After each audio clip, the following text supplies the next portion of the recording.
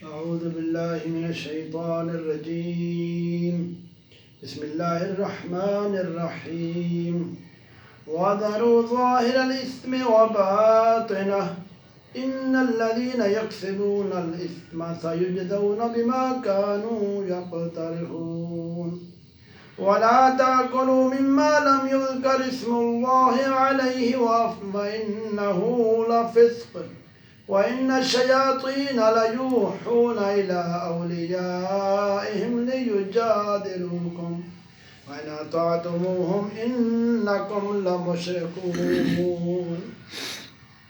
اللہ تبارک و تعالی ارشاد فرما رہے ہیں، اور چھوڑ دو کھلا اور چھپا گناہ، وہ جو کماتے ہیں قریب کمائی کی سزا پائیں گے. اسے نہ کھاؤ جن پر اللہ کا نام نہ لیا گیا ہو، اور وہ بے شک حکم عدولی ہے. بے شک شیطان اپنے دوستوں کے دلوں میں ڈالتے ہیں کہ تم سے جھگڑیں، اور اگر تم ان کا کہنا مانو تو اس وقت تم مشرک ہو جاؤ گے. شان نزول: اسلام کی تشریف آوری سے پہلے عرب کے عوام علانیہ زنا کرتے بلکہ اس پر فخر کرتے تھے. اپنے زنا کو قصیدوں وغیرہ کے ذریعے شائع کرتے تھے، جیسا کہ سبع معلقہ وغیرہ قصائد سے معلوم ہوتا ہے. مگر وہاں کے شرفاء علانیہ زنا کو تو برا سمجھتے تھے، اس سے حیا کرتے تھے. خفیہ زنا میں کوئی عیب نہ سمجھتے تھے، کوئی ابو زنا کو برا نہ سمجھتے تھے، اظہار زنا کو برا جانتے تھے. ان دونوں کی فہمائش اور ان دونوں گناہوں سے ممانعت فرمانے کے لیے آیت وَذَرُوا ظَاهِرَ الْإِثْمِ وَبَاطِنَهُ نازل ہوئی. اس گئے گزرے زمانے بھی اللہ تعالیٰ نے اپنے محبوب صلی اللہ علیہ وسلم اور آپ کے خاص صحابہ کے نسب شریف کو زنا سے محفوظ رکھا. حضور فرماتے ہیں وَلِدْتُ مِن نِکَاحٍ لَا مِن صَفَاحٍ، ہماری پیدائش نکاح سے ہے، برائی سے نہیں. نبی پاک کی نسل میں آدم علیہ السلام کے لے کر حضرت آمنہ و عبداللہ تک کوئی مشرک و کافر نہیں ہوا اور نہ کوئی زانی ہوا. یہ نسل پاک کفر زنا سے محفوظ ہے. یہ رب کرم کی فرمائی. اگر حضور انور کے آباء و اجداد میں ذرا سی کوتاہی ہوتی تو بعد نبوت کفار حضور کو تانے دیتے. اللہ تعالیٰ نے اس نسل کو ہر عیب سے محفوظ رکھا. درخت کا پھل جب ملتا ہے جب چار شرطیں جمع ہو جائیں. ایک یہ کہ درخت کے باطن یعنی اس کے جڑ کو وقت پر کھاد و پانی ملے. دوسرے یہ کہ درخت کے ظاہر یعنی شاخوں پتوں وغیرہ کو ہوا اور دھوپ ملے. تیسرے یہ کہ درخت کی جڑ اندرونی بیماریوں چوہے گھن وغیرہ سے محفوظ رہے. چوتھے یہ کہ درخت کا ظاہر یعنی شاخیں پتے کیڑے مکوڑے چڑیوں کی تباہ کاریوں سے محفوظ رہے. یہی انسانی صحت کا حال ہے کہ اس کے باطنی ظاہری اعضاء درست ہوں تو انسان درست رہتا ہے. صحت ایمان کا بھی یہی حال ہے. اس آیت کریمہ نے 2 لفظوں میں یہ سب کچھ بتا دیا کہ ظاہری و باطنی گناہ چھوڑ دو. ظاہری باطنی نے کیا کرو. صوفیہ کے نزدیک ظاہری گناہ طلب دنیا ہے اور باطنی گناہ طلب نعمت جنت ہے. یہ دونوں چیزیں رب سے دور کرتی ہیں. مومن کامل وہ ہے جو صرف طالب مولا ہو. اس آیت میں ارشاد ہوا کہ اے بندے تم صرف میرے ہو رہو، کسی اور طرف دل کا رخ نہ کرو. نہ دنیا کی طرف یہ ظاہری گناہ ہے، نہ جنت کی طرف یہ باطنی ہے. ہر گناہ کا ایک ظاہر ہے ایک باطن. گناہ کا ظاہر یہ ہے کہ وہ شرع کے خلاف طبع کے موافق ہو، اور اس کا باطن یہ ہے کہ خلقت حیوانی نفسانی شیطانی کے موافق ہو، جب رحمانی کے خلاف ہو. لہذا آیت کا مطلب یہ ہے کہ گناہ کا ظاہر یعنی طبعی اعمال چھوڑو، گناہ کا باطن یعنی نفسانیت سے بھاگو.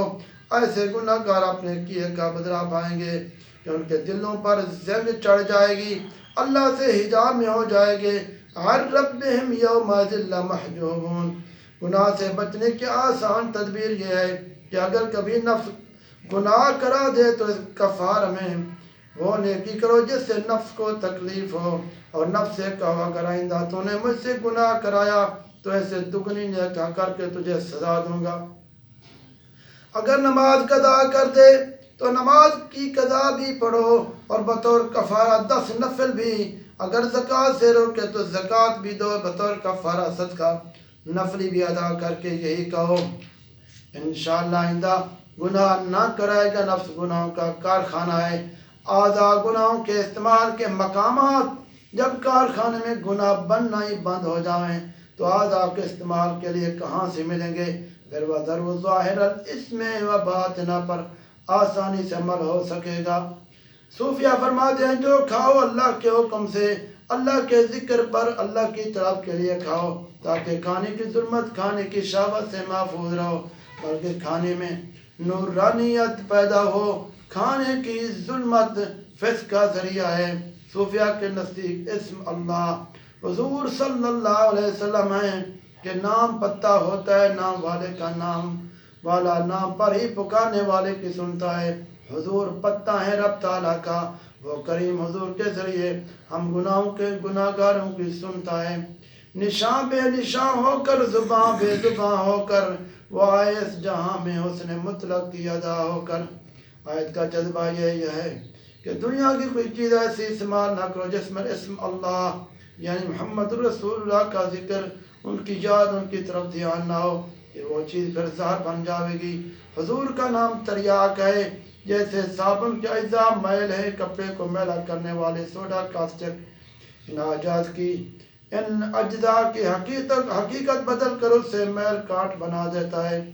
دنیا کی ہر چیز تک کو میلا غافل کرتی ہے، جب اس کی نسبت حضور کی طرف ہو جائے اور سنت سمجھ کر استعمال کی جائے تو وہ عین دین اور عین عبادت بن جاتی ہے۔ دنیا کی ہر چیز صفر ہے یعنی نفع سے خالی، حضور انور کی طرف نسبت عدد ہے، جب یہ صفر اسی عدد سے مل جاوے تو 10 گنا ہو جاتا ہے۔ اب پڑھو وَلَا تَأْكُلُوا مِمَّا لَمْ يُذْكَرِ اسْمُ اللَّهِ۔ شیاطین اپنے دوستوں کو ذکر اللہ سے خالی کھانا کھلانا چاہتے ہیں تاکہ وہ بھی ساتھ کھا جائیں۔ جانور کے ذبح پر بسم اللہ پڑھو تاکہ اس کی لذت اس پر جان کنی آسان ہو جاوے۔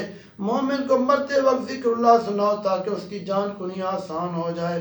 صوفیہ فرماتے ہیں کہ شیاطین بہت قسم کے ہیں، ان کی علیحدہ علیحدہ ڈپٹیاں ہیں، ان سب پر ابلیس کنٹرول کرتا ہے۔ وہ ہر وقت ہر شخص کو بھی دیکھتا ہے اور اپنے مقرر کردہ شیطان کی کارگزاری کو بھی، اگر ان میں سے کوئی کوتاہی کرتا ہے تو وہ ان کی بات بس کرتا ہے۔ ان شیاطین کو لوگوں کے دلوں پر تصرف کرنے کی طاقت دی گئی ہے۔ پھر رب نے ہر چیز کا توڑ پیدا کیا ہے، تاریکی کا توڑ روشنی، بھوک کا غذا، پیاس کا توڑ پانی، مرض کا توڑ دوا، اسی طرح گمراہی کا توڑ ہدایت ہے۔ اللہ کریم ہم سب کو ہدایت نصیب فرماوے۔